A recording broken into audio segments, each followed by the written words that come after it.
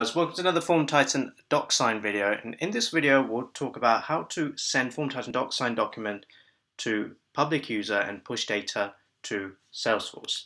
Super easy functionality, and we'll show you how to set it up. Right, let's get started. We'll go to, this is a DocuSign form builder, and I'll go ahead and insert a document in here from one of my demo documents that I have available. Okay, so you upload it. This is what the PDF looks like, and I will go ahead and insert some data in here. Okay, so the first thing we'll do is we'll get a text box, and you just simply drag and drop. It's same if you use the form builder, it works the same way. And what I'll do is I'll go ahead and hide label like this, and then I'll just add it over here. And then I'll just copy and paste the same thing, add it over here. But actually what I'll do is we'll use date element for this one. Just like this. Hide label. And there you have it. Just like that. Okay, so there's my term, there's my date. Next, I'll do contact name, so we'll definitely go and copy in this field.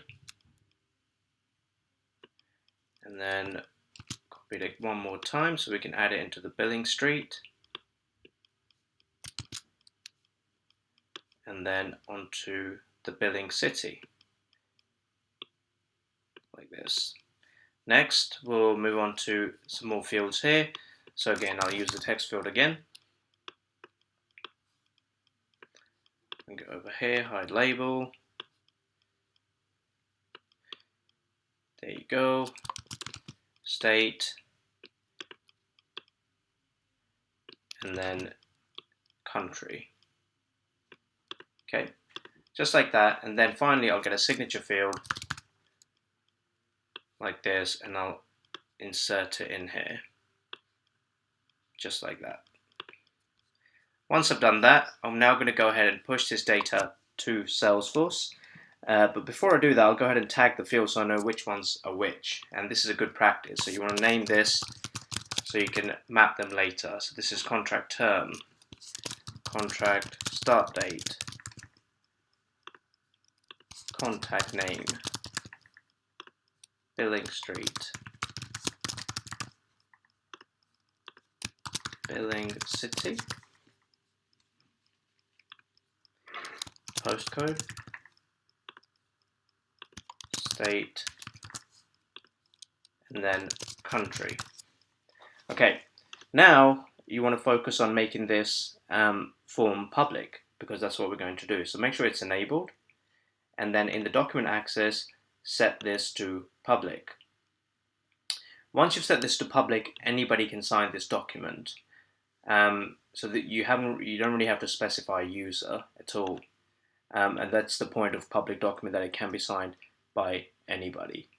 Okay, so once I've done that, I've done all this, now I'm going to go ahead and map some data directly in Salesforce. So I will go to document submit, I will say push to Salesforce, and then I'll configure. I'll select an object, my object is going to be contract, and I'm simply going to create. And in my mapping, what I'll do is I'll use like a fake account ID, so we'll use this one. We'll give this a static value, so all I have to choose is static value, and then paste that in there, and that's good to go. Now we'll map the field, start date, we'll do billing street, we'll do billing city, billing state, postcode, country, and then that's about it, I think. So these are all the fields that we need to map. Yes, one more, which is contract term, and then contact name. Contact name, there we go. Alright, so I think we're all good. Perfect, okay, good. So once you've mapped everything, go ahead and click apply, click save, and now we're ready to publish. So all you need to do is click publish, there's your URL, go to view, and you can send this URL to anybody. because it's a public document. So if I'm the end user, I'm seeing this, I'm going, okay, cool. Now all I need to do is go and enter some data. So I will say, we'll say Joe contract. Wait, this is the term. So we'll say the term will be 36. The date can be 30th. Okay, and then contact name will be Joe Demo Blogs. And we'll give it 101 Montreal Street. City is going to be Alabama. Postcode is, again, Alabama. Then country will be United States. And now I'll just have to go ahead and sign it. If you have existing signatures already, you can, but I will add a new one for you just to show you how it looks like. It's like this. And then you just continue. You can also upload your image as well if you have a document image. So just like that, we're good to go. You can have an added comment and then go ahead and finish sign. Once the finish sign is done, it will now push the data to Salesforce. So if you just give me a moment, I will take you there and show you. So what we'll do is we'll go back in here, close, and then let's have a look at my document submit integration logs. So this is the integration logs, and this will tell us what's happened with that entry. And I will just go ahead and refresh. You can see there's my contract that's just been created.